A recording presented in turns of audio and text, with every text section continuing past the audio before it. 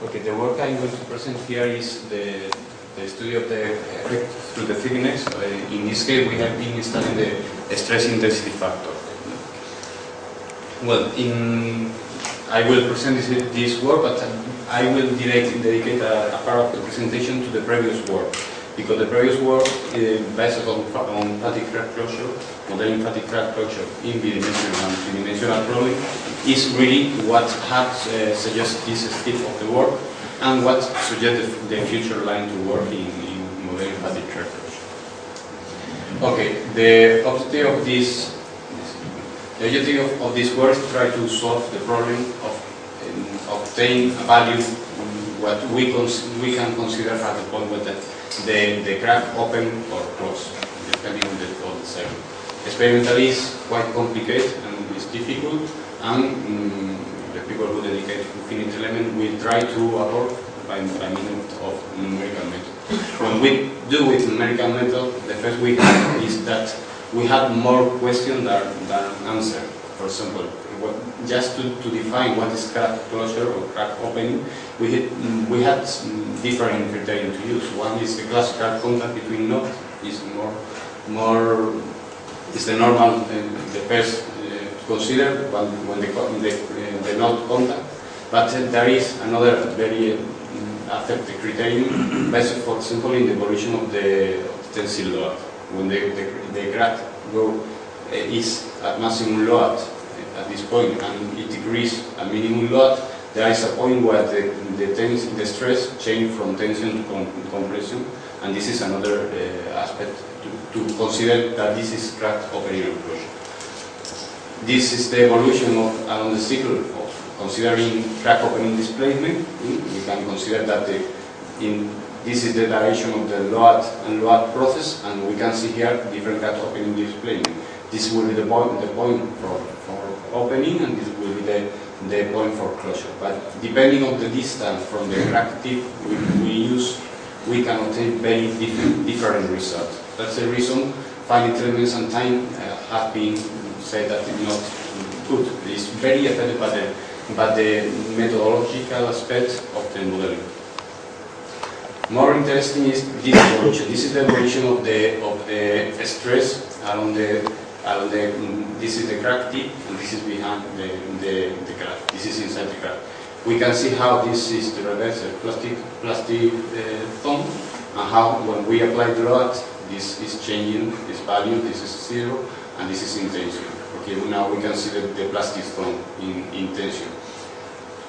This figure is interesting because we can see that if we study crack closure just in the crack tip, or just behind the crack, a little bit behind the crack tip, or just at a distance of one plastic size, what we obtain is quite different. Here we can see the typical cycle evolution of the stress, and we can see some effect that happen unexpected if we don't work with finite element.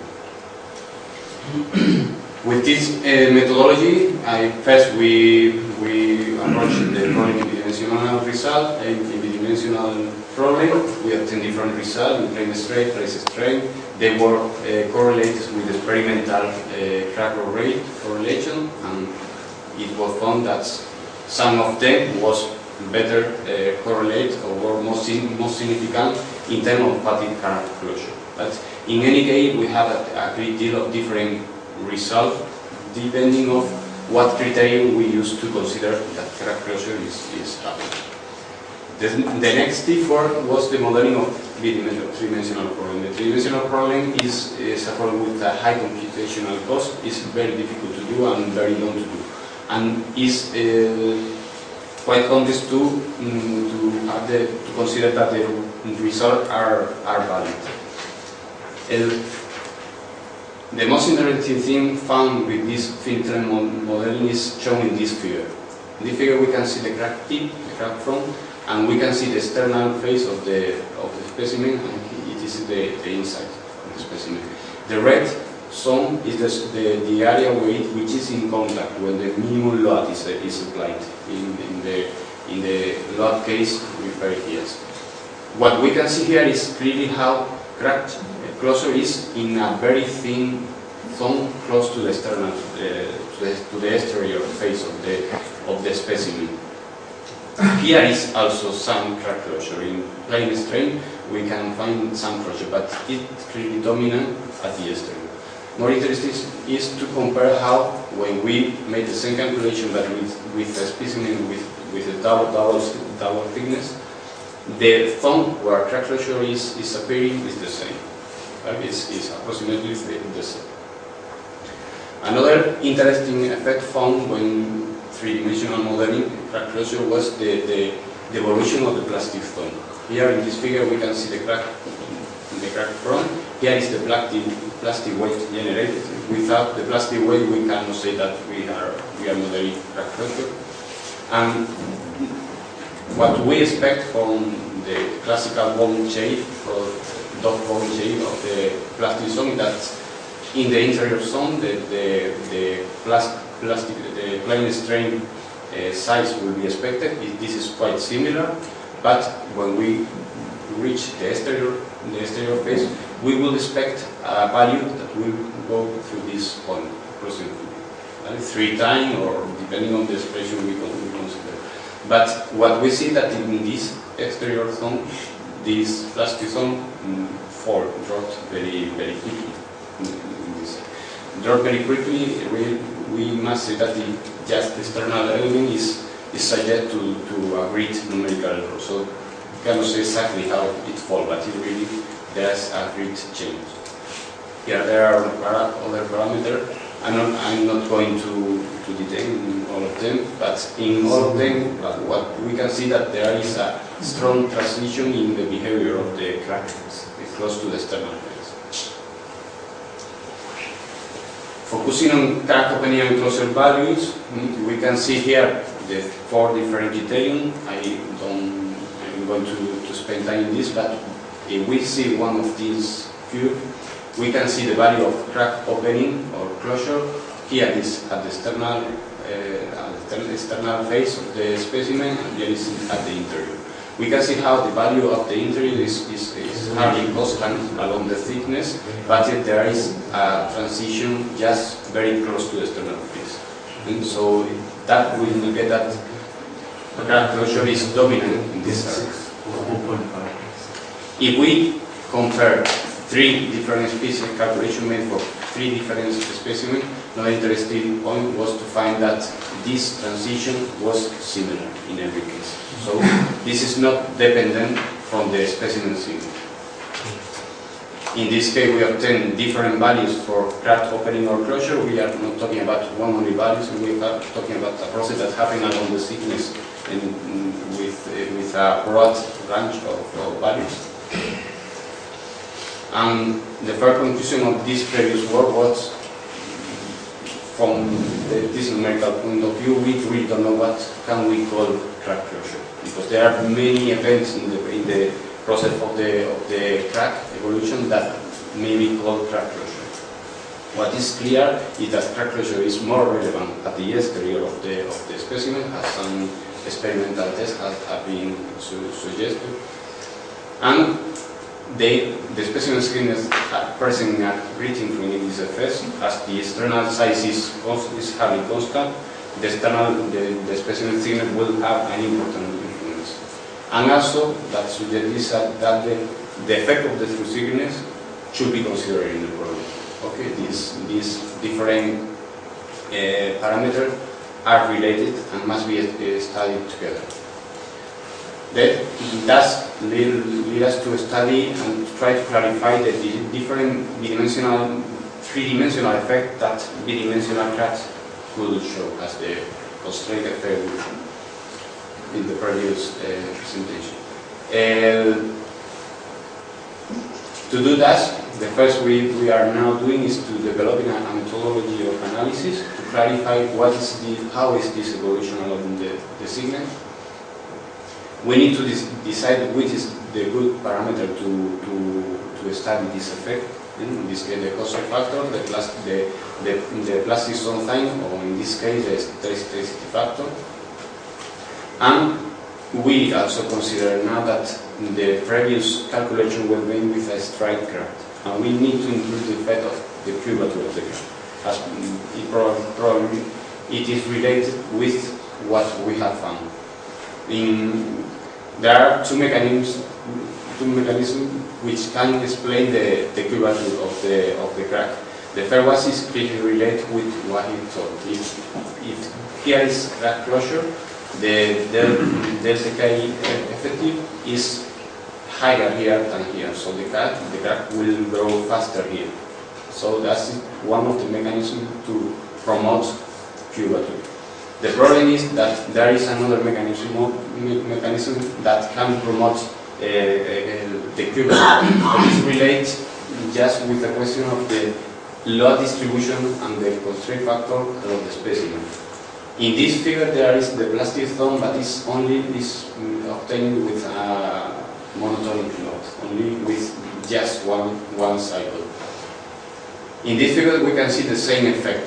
The expected plastic zone corresponding to planing stress is finished here and changes its evolution and go to a very small size, very at the exterior of the specimen. This is for another different reason that crack closures has here in this model there is no crack closure simulated, there is no plastic weight. And this is linked to a transition for load. The constraint of the load here will tend to absorb more load. So we could say that at the interior area, the maximum load in terms of stress intensity factor will be greater than the stress intensity factor just in this external area. Okay? This is what we are trying to focus in this work in order to clarify before to approach this problem with a very high computational cost. Well, the methodology we follow is first we have been trying to abord this problem with two different stress intensity factors, one based in crack opening displacement and the other based in J-integral formulation. What we do was to try to check if the value obtained numerically from finite element model were affected by numerical error of the own finite element model. It was found that the stress intensity factor obtained with J integral is not affected by the numerical model. We can obtain a different distance from the crack tip, and we obtain the nominal value of the stress intensity factor with an acceptable value. But if we use the crack opening displacement, we can find that we need to calculate at a long distance from the crack tip. This is in terms of plastic zone size. So this makes that this method is not appropriate to evaluate this effect. This is a typical finite element model. In this case, there is a curvature included. Here are other different curvatures that have been modeled. It also has been modeled with the stripe crack. Here are the different curvatures which have been calculated. First, regarding result with stress intensity factor based in crack opening displacement, we can see something that reflects the difficulty of using this method. If we calculate at a close distance of the crack tip, the result obtained shows that the stress intensity factor is higher at the interior and lesser at the exterior of the specimen. But the problem is that this value is not the real one. It has a 50% of error respecting the nominal one. It's not representative. So if we go to a distance where this error is minimized, we can find something that it's unreal. That it reflects something that is not what's happening in the crack tip. This is something that reflects what happened at a great distance from the crack tip. And it will represent that crack stress intensity factor is higher at the exterior than at the exterior. It is not compared with the plastic zone size. Is not valid. in this figure we can understand what happened when we use this model. When we can see this is for use, this figure is for illustrative purpose, but can show how with different crack tip, one stripe and the other with curvature, the result far as some distance from the crack tip is hardly the same. But the important information we must evaluate is close to the crack tip. The difference between the model is close to the crack tip. This method cannot help us to analyze what is happening in this area. These are the results obtained with this method, but simply reflect that if we increase the curvature, this evolution change, but it's not relevant. What is interesting is the evolution of the stress intensity factor based in J integral. First, we can see the case for stripe crack. In this case, we can see how the values close to the interior, at the area where it's plane strain, due to the constraint, the value is higher than the nominal, about 10% higher than the nominal. When we make the transition to the exterior, this decrease, and it's then in this small area, a great transition to a very lesser value. This is what we expected, that when we model, the curvature will be corrected. There has been some work with trying to find isocrack line, trying to adapt the curvature to in the way that the K is obtained constant along the crack, along the specimen crack.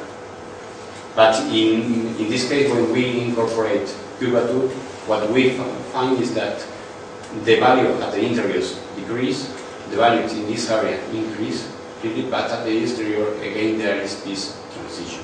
And the curvature can explain what is happening in the area external of the specimen.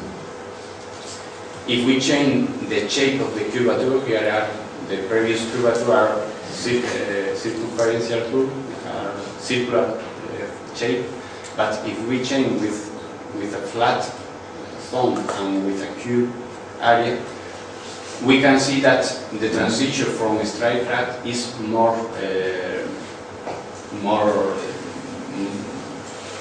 constant. No? It's not it's not so abrupt the change like in this figure. So probably this study different shape of the crack curvature, we will find how can we obtain what it has been called a ISO-K curvature, where the same value is obtained for the full crack. But it's clear that this area is not covered by this expression. So, the conclusion of the work will be that first, in this kind of studio, the only methodology we can use is basically in J integral. If we want to study what is happening very close to the crack front, it has been found that curvature is related to the load distribution along the specimen, but there is a trend to ISO-K distribution, but it's not so clear as previous works suggested. There is a strong transition very close to the exterior that cannot explain not only crack closure at the exterior, but also this problem of the elastic behavior very close to the external phase.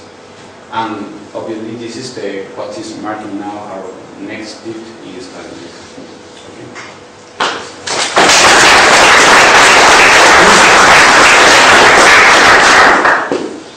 So your paper seems to have bearing on something that was said this morning, and I open the question for time for questions.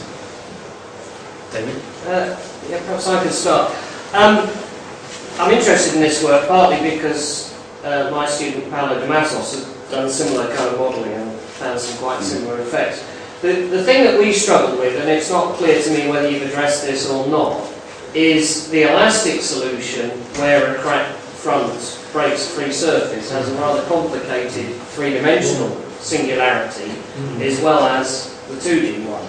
So there's a sense in which you can't really talk of a stress intensity factor right at the surface in a three-dimensional situation.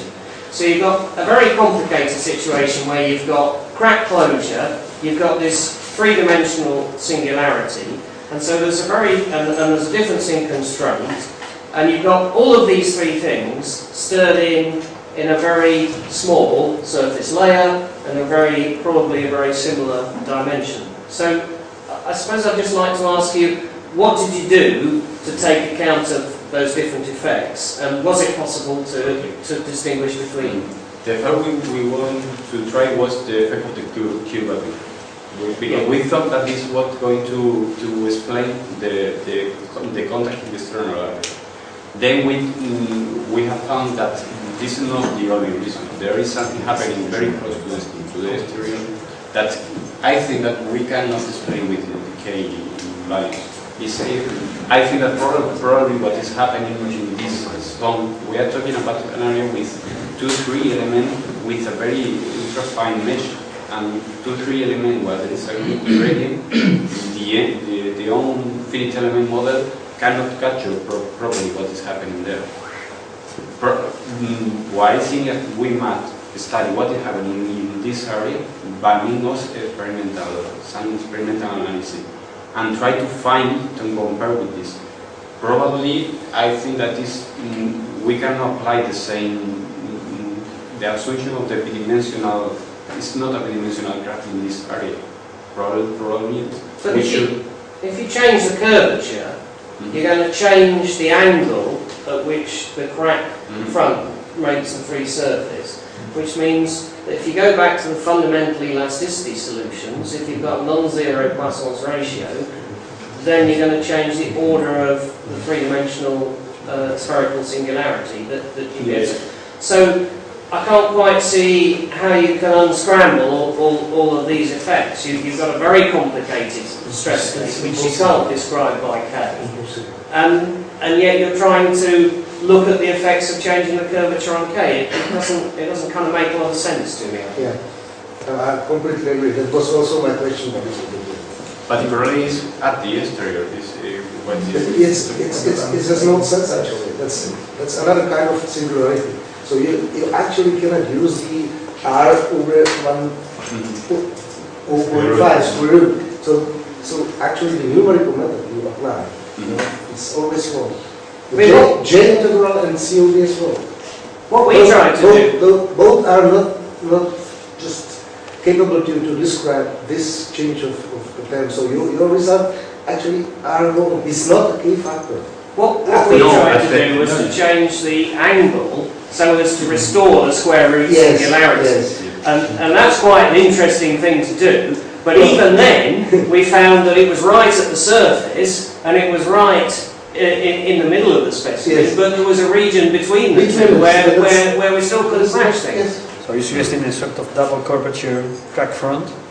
Sorry, that what you were saying? Well, what we did actually was have a straight crack front and another straight crack front and a bit of a curvature in between. And we chose the angle of the straight crack front to break the free surface at the correct angle to give a 1/√R singularity. And that was fine. You could now get a stress intensity factor at the surface, you could get one at the middle, but then you've got this region in between and you still don't know what's happening. I mean, I think this is a very key area for investigation, because virtually all cracks break the free surface and we don't really understand what's going on there. But I think if you just try and blindly use stress intensity factors, you're going to get in a big mess. That would be my view. This is one of the conclusions, that we try to approach this with this parameter, and probably we only solving something, but in the interior. But in the exterior, we have to try a kind of different situation. And the shape of the crack at the exterior, we are attending this shape, but we really don't have experiment in which path. Yeah, it means I think that George C. some time ago did some very thorough numerical studies what that singularity is at the surface point.